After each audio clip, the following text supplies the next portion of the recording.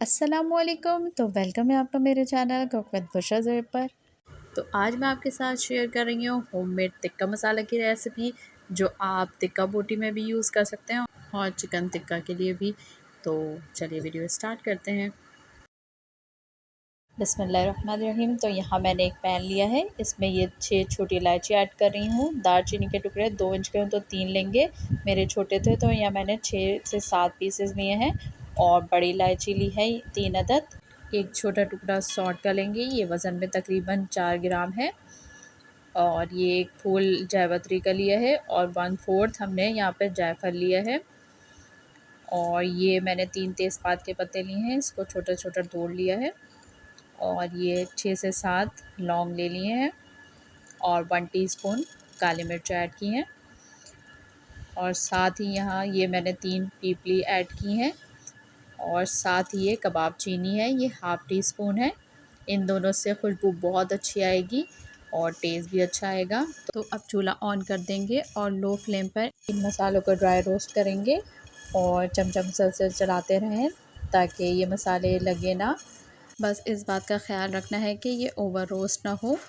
और जब अब इसमें से एक अच्छे से खुशबू आने लग जाएगी तो यहाँ 3 टेबलस्पून साबुत धनिया, 1½ टेबल स्पून सौंफ और 1½ टेबल स्पून ही हम यहाँ पर ज़ीरा यानी सफ़ेद ज़ीरा ऐड करेंगे।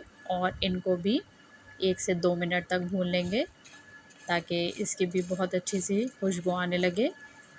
जब ये अच्छे से भून जाएंगे और इसमें से अच्छे से खुशबू एक आने लगेगी तो हम चूल्हा बंद कर देंगे और इसको ठंडा होने देंगे।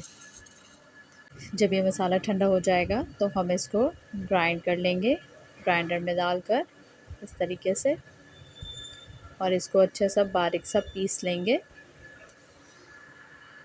तो ये देखिए मैंने इसको बारीक सा पीस लिया है।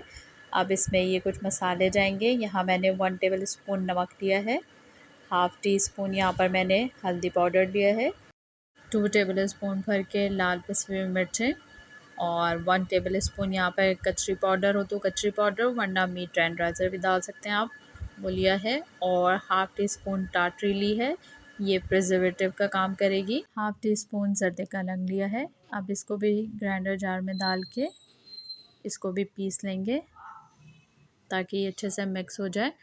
अब ये मैंने इसको अच्छे से एक दफ़ा चला लिया है।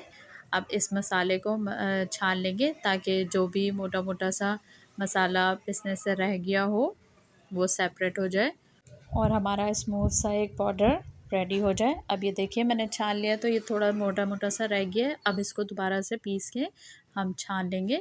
तो ये हमारा होममेड टिक्का मसाला रेडी है। इससे आप चिकन टिक्का बनाएं, टिक्का बोटी मसाला बनाएं। ये तकरीबन 3 केजी टिक्का बोटी है, चिकन टिक्का के लिए इनफ होगा। इसे आप तकरीबन 6 महीने तक आराम से रख सकते हैं एयर टाइट जार में। तो आई होप आज की आपको वीडियो बहुत यूज़फुल रही होगी।